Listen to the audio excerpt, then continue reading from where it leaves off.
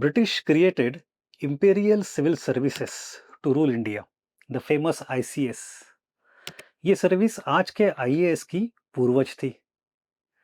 It was a steel frame that administered India for decades. अंग्रेज जमाने में इन्होंने ही देश को चलाया. Back then it was a very prestigious posting. Thus, in India back then, there were many people who wanted to join the ICS, especially the upper class people, the भद्र लोग. लेकिन ये भी सच है कि आईसीएस ऑफिसर्स के बारे में कॉमन मासेस का हमेशा कोई पॉजिटिव ओपिनियन होना ज़रूरी नहीं था. फॉर मेनी पीपल ये सर्विस वो थी जिसने लैंड रेवेन्यू एक्सप्लॉइट किया, जिसने हमारी फ्रीडम स्ट्रगल को कुचलने की कोशिश की. इन्होंने ही फार्मर्स एंड ट्राइबल्स को एक्सप्लॉइट भी किया. इंडियन नज़रिए से देखो तो civil service was the real British Raj. That's why जब जब हो सके तब तब Indians tried to boycott it. हम सबको पता है कि during the freedom movement many people left government jobs to serve the nation. इस तरह स्वार्थ का त्याग करना was seen as the highest level of patriotism. इस सिलसिले में कुछ फेमस केसेस देख लेते हैं. First one was Surendranath Banerjee. इन्होंने 1870s में आईसीएस ज्वाइन किया. इनके ज्वाइन करते ही in a matter of just a few years in 1874 he was dismissed. Later he became a founding member of Indian National Congress. And Aurobindo को कौन नहीं जानता.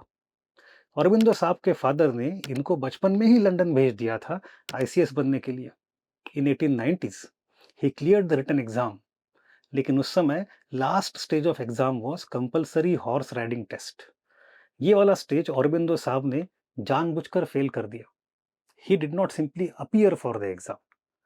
Then he came back to India and serve the nation. And we have Subhash Chandra Bose. इनकी case तो world famous है. In 1919-20 he went to London and cleared the exam with flying colours. इनका rank था 4. He was the topper. But ये वही समय था जब जलियांवाला बाग मैसेकर चल रहा था, रोलेट एक्ट का माहौल था.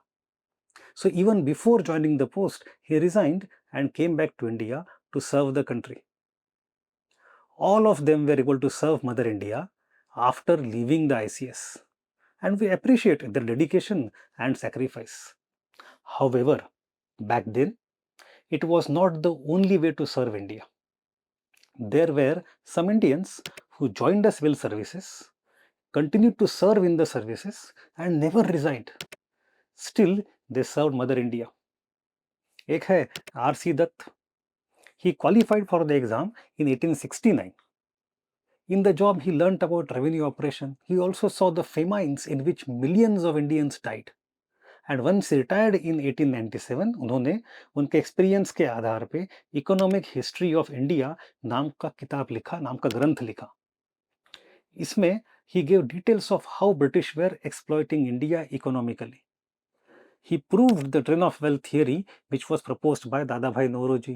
His book played a very seminal role in the freedom struggle. There is one more ICS officer. He was much more influential. इनका नाम था sir B.N. Rao. He joined the ICS in 1909. In the job, he learnt about legal matters, constitutions, etc. He retired in 1944 and then came his greatest contribution. He became the constitutional advisor to the Constituent Assembly in 1946. आज के दिन doctor Ambedkar को उनके constitution के drafting के contribution के लिए पूरा देश जानता है, पूरा देश मानता है.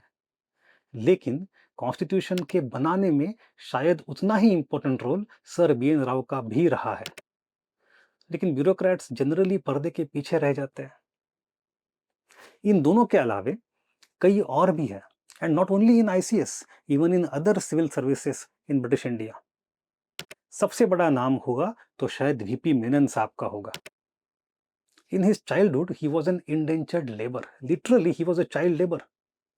वहां से शुरू करके he joined imperial secretariat services. इसको आज हम कैबिनेट सेक्रेटरीट सर्विसेज के नाम से जानते हैं.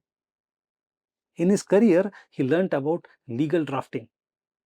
He was also associated with the drafting of the 1935 Act. What an inspiring story. During the transfer of power in 1947, he played a very seminal role. It was his plan of independence that was finally approved by Mountbatten. और फिर Mountbatten ने उसका credit भी चोरी कर लिया. Moreover, he was also the one who actually drafted the instrument of accession. ये वही डॉक्यूमेंट है जिस पर साइन करके सारे प्रिंसली स्टेट्स इंडिया में धीरे धीरे शामिल हो गए. And it was he who got it signed from many princes personally. इनका रोल बहुत ही सेंट्रल रहा along with Sardar Patel in ensuring that India gets united. And then there was famous N. Gopal Swami Iyengar. He joined the Madras State Civil Services. Here, after getting enough experience, he joined politics. He also became a part of the Constituent Assembly. His role in drafting of the Constitution is also very important. Apart from all of them, we should also note that there was bureaucracy even in the princely states. And some of the princely states actually had a quite advanced bureaucracy. वहाँ भी civil servants ने marvellous contribution दिया हुआ है, जैसे कि sir Mokshagundam Visvesvaraya और sir T Madhav Rao. Both of them have incredible achievements in their name in the cause of nation building. ये सारी राम कहानी मैं आपको क्यों सुना रहा हूँ? For two reasons. एक तो आज 15th of August है. We are celebrating the independence day now. In this context हर साल सारा देश पॉलिटिशियंस के योगदान को जरूर याद करता है, लेकिन एज एस्पिरेंट्स आप शायद सिविल सर्वेंट्स के कंट्रीब्यूशन को भी याद करना चाहोगे in the cause of nation building. और दूसरी बात, मैं आपको ये भी याद दिलाना चाहता हूँ कि हमेशा सिविल सर्विसेज से रिजाइन करके ही देश की सेवा करना ज़रूरी नहीं है. अगर आप सच में देश की सेवा के लिए सिविल सर्विसेज ज्वाइन करना चाहते हो, if you want to really join the civil services to serve the nation, then for that also British ज़माने से चली आ रही बड़ी लंबी एंड ग्लोरियस परंपरा है जिसका आप हिस्सा बनने का प्रयास ज़रूर करिए. और उसी प्रयास में आपका साथ देगा level up IAS. We are coming up with our GS Foundation course on 25th of August. Join us not only to level up your career but also level up the nation. Jai Hind.